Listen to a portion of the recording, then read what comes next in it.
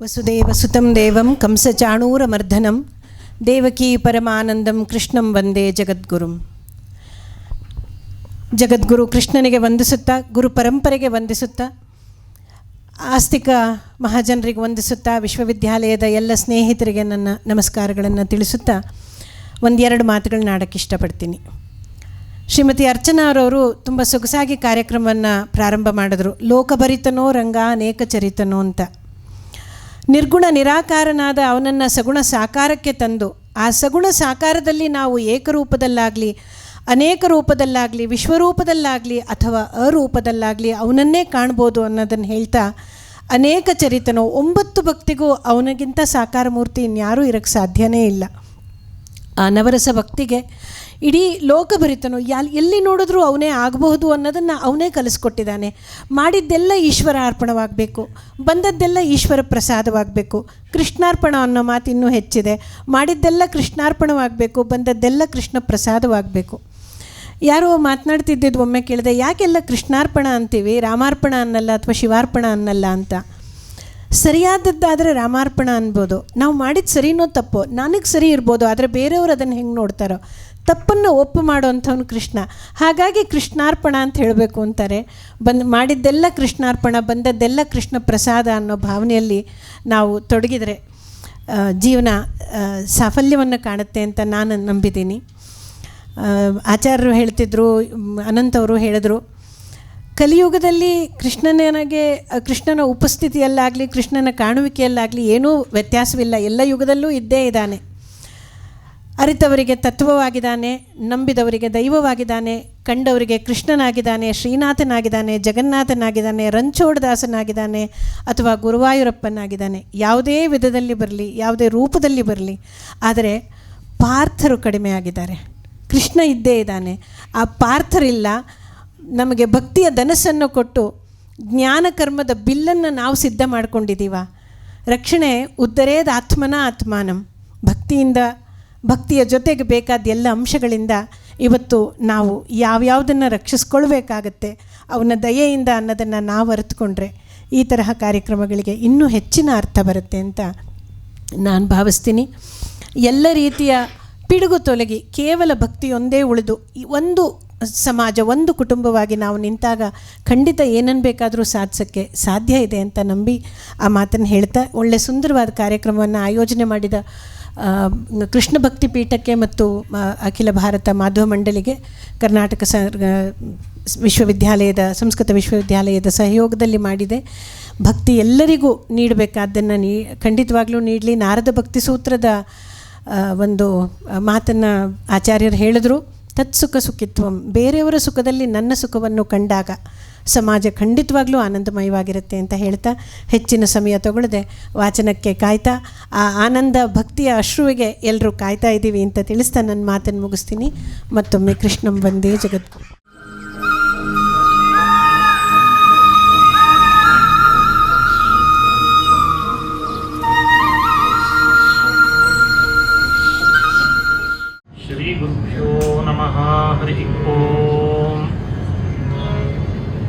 ಶುದ್ಧಾನಂದೋರು ಸಂವಿದ್ಯುತಿ ಬಲಬಹುಲೌದಾರ್ಯ ವೀರ್ಯಾದಿದೇಹಂ ಚಿಂತಾ ಸಂತಾಪಲೇಪೋದ್ಭವ ಮೃತಿಮುಖರಾಶೇಷ ದೋಷಾತಿದೂರಂ ಸದ್ಭಿರ್ವೈರಾಗ್ಯ ಭಕ್ತಿ ಶ್ರುತಿಮತಿ ನಿಯತ ಧ್ಯಾನ ಜಜ್ಞಾನ ಯೋಗಾತ್ ಗಮ್ಯಂ ವಂದೇ ಮುಕುಂದಾಭಿಧಮಮಲಮಲಂ ಬ್ರಹ್ಮ ವೇದಾಂತ ವೇದ್ಯಂ. ಶ್ರೀ ಹರಿವಾಯು ಗುರುಗಳ ಚರಣಾರವಿಂದಗಳಲ್ಲಿ ಭಕ್ತಿಪೂರ್ವಕ ಪ್ರಣಾಮಗಳನ್ನು ಅರ್ಪಿಸಿ, ಶ್ರೀಮದ್ ಭಾಗವತ ಮಹಾಪುರಾಣದ ವಾಚನ ಪ್ರವಚನ ಈ ಕಾರ್ಯಕ್ರಮದಲ್ಲಿ ಹಿಂದೆ ತಿಳಿಸಿದಂತೆ ಶ್ರೀಕೃಷ್ಣನ ಕಥೆಯನ್ನು ಚಿಂತನೆ ಮಾಡ್ತಾ ನಾವೆಲ್ಲ ಅದರಲ್ಲೇ ತಲ್ಲೀನರಾಗಿದ್ದೇವೆ. ಕೃಷ್ಣನ ಕಥೆಯ ಪ್ರಸಂಗವನ್ನು ಯಾವುದನ್ನು ನೋಡಿದರೂ ಕೂಡ ಬಹಳ ಅದ್ಭುತನೇ. ಕಲಿಯುಗದಲ್ಲಿ ಬರುವಂತಹ ಸಜ್ಜನರಿಗೆ ಕಷ್ಟಗಳನ್ನು ಪರಿಹರಿಸಬೇಕು ಕೃಷ್ಣನಾಗಿ ಭೂಮಿಯಲ್ಲಿ ಅವತಾರ ಮಾಡಿ ಭಗವಂತ ಎರಡು ರೀತಿಯಿಂದ ಅನುಗ್ರಹ ಮಾಡ್ತಾ ಇದ್ದಾನೆ. ಒಂದು, ತನ್ನ ಚರಿತ್ರೆಯನ್ನು ನೋಡಿ ಕೆಲವೊಂದನ್ನು ನೋಡಿ ಸ್ಫೂರ್ತಿ ಪಡೆದು ಅದರಂತೆ ಇರ್ರಿ ಅಂತ. ಕೆಲವು ಚರಿತ್ರೆಗಳನ್ನು ಕೇವಲ ಸ್ಮರಣೆ ಮಾಡಿ ನಿಮ್ಮ ಅಭೀಷ್ಟಗಳನ್ನು ಪೂರೈಸ್ಕೊಳ್ರಿ ಅಂತ. ಕೃಷ್ಣ ಎಲ್ಲವನ್ನೂ ಮಾಡಿದ್ದನ್ನು ನಾವು ಮಾಡಲಿಕ್ಕಾಗಲ್ಲ. ಕೆಲವೊಂದನ್ನು ಬರೀ ಸ್ಮರಣೆಗೆ ಮಾತ್ರ ತಂದುಕೊಳ್ಬೇಕಂತೆ. ಕೃಷ್ಣ ಮಾಡಿದಂತಹ ಕಾಳಿಂಗ ಮರ್ದನ, ಕೃಷ್ಣ ಮಾಡಿದ ಕಾಡಿಗಿಚ್ಚಿನ ಪಾನ ನಾವೆಲ್ಲ ಮಾಡ್ತೇವೆ ಅಂದರೆ ಸಾಧ್ಯ ಇಲ್ಲ. ಅವನು ತುಳಿದ ಹಾಗೆ ಹಾವಿನ ತಲೆ ಮೇಲೆ ನಾವು ತುಳಿತೇವೆ ಅಂದರೆ ಆಗಲ್ಲ. ಸರಿಯಾದ ನೆಲದಲ್ಲೇ ಕುಣಿಲಿಕ್ಕೆ ಬರಲ್ಲ ನಮಗೆ. ಇನ್ನು ಹಾವಿನ ತಲೆ ಮೇಲೆ ಏನು ಕುಣಿತೀವಿ? ಸರಿಯಾಗಿ ನಾವು ಕುಡಿಬೇಕಾದದ್ದನ್ನೇ ಕುಡಿಲಿಕ್ಕೆ ಬರಲ್ಲ, ಇನ್ನು ಬೆಂಕಿನ್ನೇನು ಕುಡಿತೀವಿ? ಹಾಗಾಗಿ ಕೆಲವು ಘಟನೆಗಳು ಮಾತ್ರ ಕೃಷ್ಣನಂದು ನಮಗೆ ಸ್ಮರಣೀಯ, ಕೆಲವು ಘಟನೆಗಳು ಮಾತ್ರ ನಮಗೆ ಅನುಸರಣೀಯ ಅಂತ ಹೇಳ್ತಾರೆ. ಪ್ರತಿ ಚರಿತ್ರೆಗಳು ಕೃಷ್ಣಂದು ಒಂದಲ್ಲ ಒಂದು ರೀತಿಯಾದ ಸಂದೇಶವನ್ನು ನೀಡ್ತದೆ. ಎರಡು ರೀತಿ ಅದನ್ನು ಹಿರಿಯರು ತಿಳಿಸ್ತಾರೆ. ಕೆಲವು ಚರಿತ್ರೆಗಳೆಲ್ಲ ಕೃಷ್ಣಂದು ನಮ್ಮ ಅಭೀಷ್ಟಗಳನ್ನು ಪೂರೈಸ್ತದಂತೆ. ಕೆಲವು ಚರಿತ್ರೆಗಳೆಲ್ಲ ಕೃಷ್ಣಂದು ನಮ್ಮ ಅನಿಷ್ಟಗಳನ್ನು ದೂರ ಮಾಡ್ತದಂತೆ. ಕೃಷ್ಣ ಯಾರ್ಯಾರನ್ನೆಲ್ಲ ಸಂಹಾರ ಮಾಡಿದ ಅಂತ ಕಥೆಗಳಿವೆ. ಆ ಎಲ್ಲ ಕಥೆಗಳನ್ನು ಕೇಳಿದರೆ, ಸ್ಮರಣೆಗೆ ತಂದುಕೊಂಡ್ರೆ ನಮ್ಮ ಜೀವನದೊಳಗೆ ಯಾವುದೆಲ್ಲ ದುರಿತಗಳು ವಿಘ್ನಗಳು ಅಂತ ಬರ್ತಾವೆ ಅದೆಲ್ಲ ದೂರ ಆಗ್ತದೆ. ಕೃಷ್ಣ ಗೋಪಿಕೆಯರ ಜೊತೆ ಎಲ್ಲಿದ್ದ, ರಾಸವಿಹಾರ ಮಾಡಿದ, ಅಕ್ರೂರನಿಗೆ ಒಲದ, ಉದ್ಧವನಿಗೆ ಅನುಗ್ರಹಿಸಿದ, ನಂದಗೋಪನಿಗೆ ಅನುಗ್ರಹ ಮಾಡಿದ ಅಂತ ಚರಿತ್ರೆಗಳನ್ನು ಕೇಳಿದರೆ ನಮ್ಮ ಅಭೀಷ್ಟಗಳನ್ನು ಪೂರೈಸ್ತಾ ಬರ್ತಾನಂತೆ. ಹಾಗಾಗಿ ಕೆಲವು ಚರಿತ್ರೆಗಳೆಲ್ಲ ಇಷ್ಟಪ್ರಾಪಕ, ಕೆಲವು ಚರಿತ್ರೆಗಳೆಲ್ಲ ಅನಿಷ್ಟ ನಿವಾರಕ ಅಂತ ಹಿರಿಯರು ತಿಳಿಸ್ತಾರೆ. ಈ ನಿಟ್ಟಿನಲ್ಲಿ ಕೃಷ್ಣನ ಚರಿತ್ರೆಯನ್ನು ಅನುಸಂಧಾನ ಮಾಡಬೇಕು. ಇನ್ನೊಂದು ರೀತಿ ವಿಭಾಗವೂ ಇದೆ. ಕೃಷ್ಣನ ಚರಿತ್ರೆಗಳಲ್ಲಿ ಮಾನುಷ ಅತಿಮಾನುಷ ಅಂತ ತಿಳಿಲಿಕ್ಕೆ ಬರ್ತದೆ. ಕೆಲವು ಘಟನೆಗಳೆಲ್ಲ ಮನುಷ್ಯರು ಮಾಡ್ಬೋದಾದದ್ದನ್ನು ಕೃಷ್ಣ ಮಾಡ್ತಾನೆ, ಕೆಲವೆಲ್ಲ ಮನುಷ್ಯರಿಂದ ಆಗದ್ದನ್ನು ಮಾಡಿ ತೋರಿಸ್ತಾನೆ. ಎಲ್ಲ ಚರಿತ್ರೆ ಮನುಷ್ಯರು ಮಾಡಿದಂತೆ ಮಾಡಿಬಿಟ್ರೆ ಆವಾಗ ಕೃಷ್ಣನ ಬಗ್ಗೆ ಎಲ್ರಿಗೂ ಒಂದು ತಪ್ಪು ತಿಳುವಳಿಕೆ, ಈಗಲೇ ಸಾಕಷ್ಟಿದೆ, ಇನ್ನಿಷ್ಟು ತಪ್ಪು ತಿಳುವಳಿಕೆ ಬರ್ತಿತ್ತಂತೆ. ಹಾಗಾಗಿ ಬರೀ ಮಾನುಷ ಮಾಡಲಿಲ್ಲ, ಕೆಲವೊಂದನ್ನು ಅತಿಮಾನುಷ ಮಾಡಿದ. ಬಾಯಿ ತೆಗೆದ ಬ್ರಹ್ಮಾಂಡ ತೋರಿದ. ಬಾಯಿ ತೆಗೆದು ಬ್ರಹ್ಮಾಂಡ ಯಾರು ತೋರಿಸ್ಲಿಕ್ಕೆ ಸಾಧ್ಯ? 7ನೇ ವಯಸ್ಸಿನಲ್ಲಿ ಗೋವರ್ಧನವನ್ನು ಎತ್ತಿ ಹಿಡಿದ. ಇದನ್ನು ಯಾರು ಮಾಡಲಿಕ್ಕೆ ಸಾಧ್ಯ? ಶಿವ ಕೊಟ್ಟ ಧನುಸ್ಸನ್ನು ಭಂಗ ಮಾಡಿಬಿಟ್ಟ. ಹೀಗೆ ಕೃಷ್ಣನ ಕೆಲವು ಚರಿತ್ರೆಗಳು ಅತಿಮಾನುಷವಾದ ಚರಿತ್ರೆ. ಅವುಗಳನ್ನು ಕೂಡ ನಾವು ಅನುಸಂಧಾನ ಮಾಡಿ ಕೃಷ್ಣ ಸಾಧಾರಣ ಮನುಷ್ಯನಲ್ಲ ಅನ್ನೋದನ್ನು ಅನುಸಂಧಾನ ಮಾಡಬೇಕು.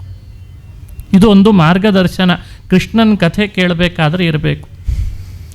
ಇನ್ನು ಕೃಷ್ಣನ ಕಥೆಯಲ್ಲಿ ಬಹಳ ಪ್ರಸಿದ್ಧವಾದಂಥ ಒಂದು ಘಟ್ಟ ಅಂದರೆ ಅದು ರುಕ್ಮಿಣಿಯ ವಿವಾಹ. ರುಕ್ಮಿಣಿಯನ್ನು ಅಪಹರಿಸಿಕೊಂಡು ಬಂದು ವಿವಾಹ ಮಾಡಿದ್ದು ಅಂತ ಭಾಗವತದಲ್ಲಿ ಬರ್ತದೆ. ವಿವಾಹ ಮಾಡಿಕೊಳ್ಳುವ ಮುನ್ನ ಕೃಷ್ಣ ರುಕ್ಮಿಣಿಯನ್ನು ಅಪಹರಿಸಿದ ಅಂಥೇಳಿ ಭಾಗವತ ಹೇಳ್ತದೆ. ಜಹಾರ ರುಕ್ಮಿಣೀಂ ಕೃಷ್ಣ ಅಂತ ಭಾಗವತದಲ್ಲಿ ಬಂದಿದೆ. ಕೃಷ್ಣ ರುಕ್ಮಿಣಿಯನ್ನು ಅಪಹರಿಸಿದ ಪ್ರಸಂಗವನ್ನು ನಾವು ಹೇಗೆ ಅರ್ಥೈಸ್ಕೊಳ್ಬೇಕು? ಅಪಹರಣ ಮಾಡಲಿಕ್ಕೆ ಏನು ಕಾರಣ? ಇದನ್ನು ಸಂದೇಶವಾಗಿ ಹೇಗೆ ತಿಳಿಬೇಕು ಅಂತ ನೋಡೋಣ. ರುಕ್ಮಿಣಿ ಒಬ್ಬ ವಿಪ್ರನ ಕೈಯಲ್ಲಿ ಪತ್ರ ಬರೆದು ಕಳಿಸಿದ್ಲಂತೆ. ಅವಳು ವಾಸ ಮಾಡಿದ್ದು ಕುಂಡಿನಪುರದಲ್ಲಿ. ಕುಂಡಿನಪುರ ಆಗಿನ ಕಾಲದ ಭೀಷ್ಮಕ ರಾಜನ ಆಡಳಿತದ ರಾಜಧಾನಿಯಾಗಿತ್ತಂತೆ.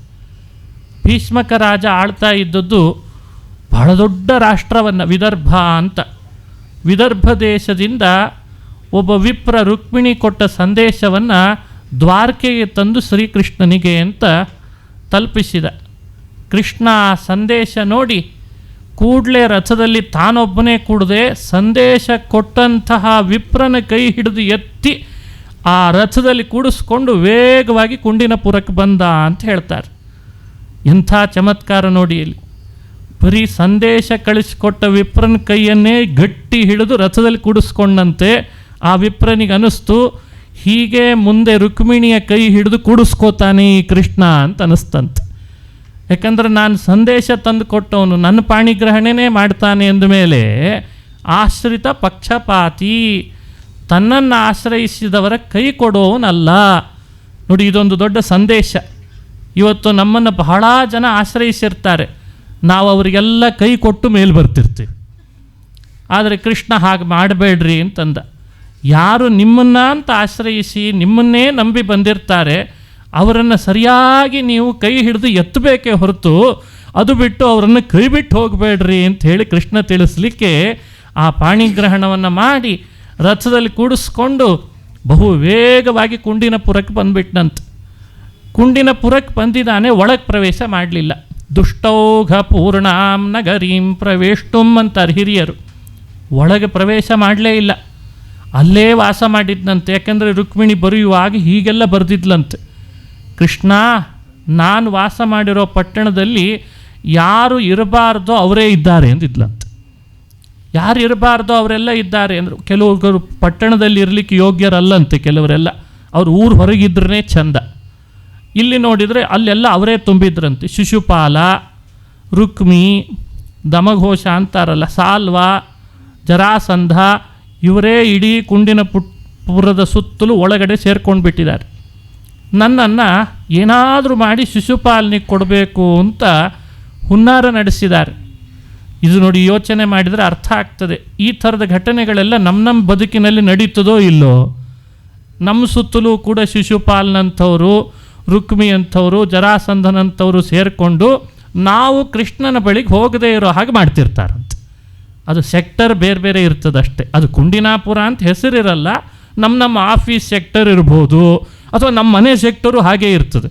ಒಟ್ಟು ರುಕ್ಮಿಣಿಗೆ ಕೃಷ್ಣನ ಬಳಿಗೆ ಹೋಗಬೇಕು ಅಂತ. ಆದರೆ ಶಿಶುಪಾಲ, ಜರಾಸಂಧ ಇವರೆಲ್ಲ ಸೇರಿ ಸಾಧ್ಯನೇ ಇಲ್ಲ, ಅವಳು ಕೃಷ್ಣನ ಭಕ್ತಳಾದರೂ ಕೃಷ್ಣನನ್ನು ಸೇರಬಾರ್ದು ಅಂತ.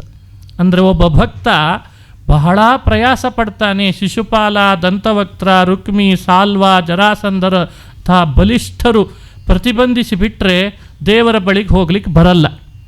ಆಗ ರುಕ್ಮಿಣಿ ಉಪಾಯ ಮಾಡಿದ್ದೇನು ಅಂದರೆ, ಒಬ್ಬ ವಿಪ್ರನ ಮೂಲಕವಾಗಿ ತನ್ನ ಆಂತರ್ಯವನ್ನು ಕೃಷ್ಣನಿಗೆ ತಲುಪಿಸಿದ್ಲಂತೆ.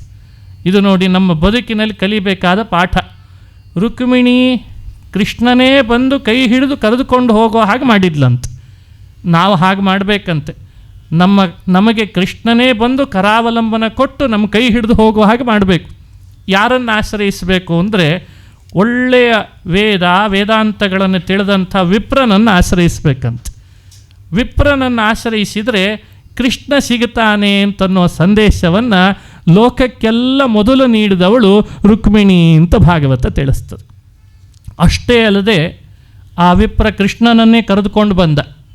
ಕೃಷ್ಣ ಬಂದಿದ್ದಾನೆ. ಇನ್ನು ರುಕ್ಮಿಣಿ ಬೆಳಗ್ಗಿನ ಕುಲದೇವತಾ ಯಾತ್ರೆಗೆ ಅಂತ ನಾನು ಬರ್ತೇನೆ, ಅಲ್ಲೇ ಬಂದು ನೀನು ಕರ್ಕೊಂಡು ಹೋಗಬೇಕು ಅಂತ ಬರೆದಿದ್ಲಂತೆ. ಬಹಳ ವಿಸ್ತಾರವಾಗಿ ಬರೆದಿದ್ದಾಳೆ. ನೀನು ತ್ವಮ್ರಾಕ್ಷಸೇನ ವಿಧಿನ, ರಾಕ್ಷಸ ವಿಧಿಯಿಂದ ವಿವಾಹ ಮಾಡಿಕೊಳ್ಬೇಕು ಅಂತ ಬರೆದಿದ್ಲಂತೆ. ಶುಲ್ಕ ಕೊಡಬೇಕು ಅಂತಂದಿದ್ರಂತೆ. ನೋಡಿ, ಆ ಕಾಲದಲ್ಲೆಲ್ಲ ಈಗೆಲ್ಲ ಬಹಳ ಗಲಾಟೆ ಮಾಡ್ತಾರೆ, ವರದಕ್ಷಿಣೆ ಅಂತ. ಇದು ಅರ್ಥ ಇಲ್ಲದ ವ್ಯವಸ್ಥೆ ಇವೆಲ್ಲ. ಆಗ ನೋಡಿದರೆ ಕೃಷ್ಣನೇ ದಕ್ಷಿಣೆ ಕೊಟ್ಟು ರುಕ್ಮಿಣಿನ ಕರ್ಕೊಂಡು ಹೋದ್ನಂತೆ. ಯಾವುದು ಶುಲ್ಕ ಕೃಷ್ಣ ಕೊಟ್ಟದ್ದು ಅಂದರೆ ತನ್ನ ಪರಾಕ್ರಮ ಶುಲ್ಕ ಕೊಟ್ಟನಂತೆ. ಪರಾಕ್ರಮವನ್ನು ಶುಲ್ಕವಾಗಿ ನೀಡಿ ರುಕ್ಮಿಣಿಯನ್ನು ಕರೆದುಕೊಂಡು ಹೋಗ್ತೇನೆ ಅಂತ. ನೋಡ್ರಿ, ಎಂಥ ಅದ್ಭುತವಾದ ಘಟನೆ ಇದು. ಹಾಗೆ ಕೃಷ್ಣ ಅವಳು ಬರದಂತೆ ರಾಕ್ಷಸ ವಿವಾಹಕ್ಕೆ ಒಪ್ಪಿ, ರಾಕ್ಷಸ ವಿವಾಹ ಅಂದರೆ 8 ಥರ ವಿವಾಹ ಹೇಳ್ತಾರೆ. ಆ 8ರಲ್ಲಿ ಪ್ರಾಜಾಪತ್ಯ, ಗಾಂಧರ್ವ, ಬ್ರಾಹ್ಮಣ ಅಂತ ವಿವಾಹಗಳಲ್ಲಿ 8 ಥರ.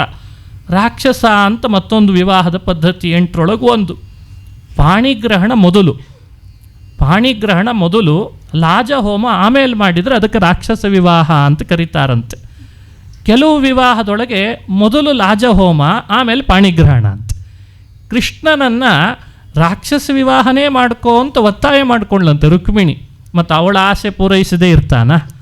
ಮೊದಲೆಲ್ಲ ಬಂದಾಗ ಮೊದಲು ಕೃಷ್ಣ ಲಾಜಹೋಮ ಮಾಡಿಸ್ಕೊಂಡಿದ್ದಂತೆ, ರಾಮನಾದಾಗ, ಸೀತೆ ಆದಾಗ. ಈ ಸಮಯದೊಳಗೆ ಮಾತ್ರ ಹೀಗಿರಲಿ ಅಂತ ಅಪೇಕ್ಷೆ ಪಟ್ಲಂತೆ. ಅವಳ ಅಪೇಕ್ಷೆಗೆ ತಕ್ಕಂತೆ ಕೃಷ್ಣ ಆ ರಾಕ್ಷಸ ವಿವಾಹಕ್ಕೆ ಒಪ್ಪಿ ತಾನು ಆ ಸಮಯಕ್ಕೆ ಬಂದು ಕುಲದೇವತಾ ಯಾತ್ರೆಗೆ ರುಕ್ಮಿಣಿ ಬಂದಾಗ ಅವಳಿಗೆ ಮಾತ್ರ ಗೊತ್ತಾಯ್ತಂತೆ ಕೃಷ್ಣ ಬಂದಿದ್ದಾನೆ, ನನ್ನ ಕರ್ಕೊಂಡು ಹೋಗ್ತಾನೆ ಅಂತ. ಸ್ವಾಂ ಪ್ರಪೇದೆ ಸ್ವತಂತ್ರ ಅಂತಾರೆ. ತದನು ಮದನ ಬಂದೀ ಭೂತ ಚಿತ್ತೇಶು ಭೂಪೇಶು. ಎಂಥ ಅದ್ಭುತ ನೋಡ್ರಿ. ಅಷ್ಟು ಜನ ರಕ್ಕಸರು ಮಧ್ಯದಲ್ಲಿದ್ದರು, ಎಲ್ಲ ಸೈನಿಕರು ಅಲರ್ಟ್ ಆಗಿದ್ದರೂ ಕೂಡ ಮನ್ಮಥನ ಬಾಣಕ್ಕೆ ತುತ್ತಾಗಿ ಅವರವರ ಕೈಯಲ್ಲಿದ್ದ ಈಟಿಯನ್ನೇ ಕಣ್ಣಿಗೆ ಬೀಳಿಸ್ಕೊಂಡ್ರಂತೆ.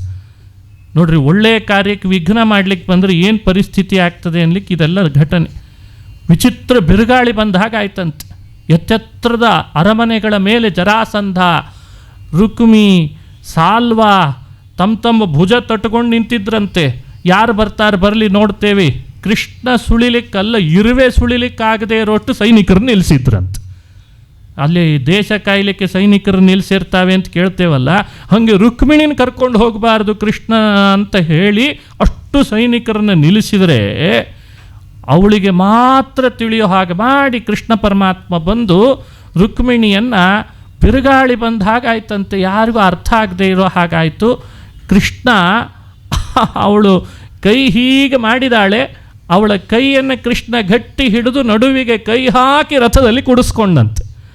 ಹೇಳಿದ್ದ ಮೊದಲೇ ಸಾರಥಿಗೆ, ಇಲ್ಲಿ ಪ್ರಾರಂಭ ಆದ ರಥ ಎಲ್ಲೂ ನಿಲ್ಲೋ ಹಾಗಿಲ್ಲ ಅಂತ.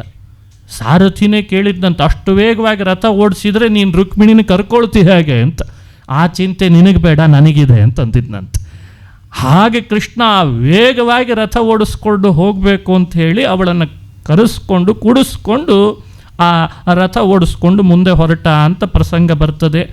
ಇದು ಜಹಾರೆ ರುಕ್ಮಿಣೀಂ ಕೃಷ್ಣ ಅನ್ನುವ ಸಂದರ್ಭ. ಇಲ್ಲಿ ಬರುವಂಥ ಭಾಗವತದ ಪದ್ಯಗಳು ರುಕ್ಮಿಣಿ ಹೇಗಿದ್ಲು, ಅವಳ ಸೌಂದರ್ಯ ಎಂಥದ್ದು, ಅವಳು ಪ್ರೇಮದ ಬಳ್ಳಿ ಇದ್ದಾಗಿದ್ಲಂತೆ. ಮಿಂಚಿನ ಬಳ್ಳಿ, ಪ್ರೇಮದ ಬಳ್ಳಿ ಅಂತ ಕೇಳ್ತೇವಲ್ಲ, ಅವಳು ಹಾಗಿದ್ಲು.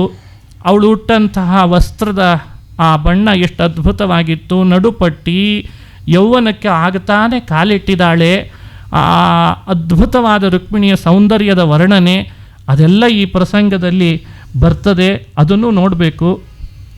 ಅದನ್ನು ಹೇಳ್ತಾರೆ.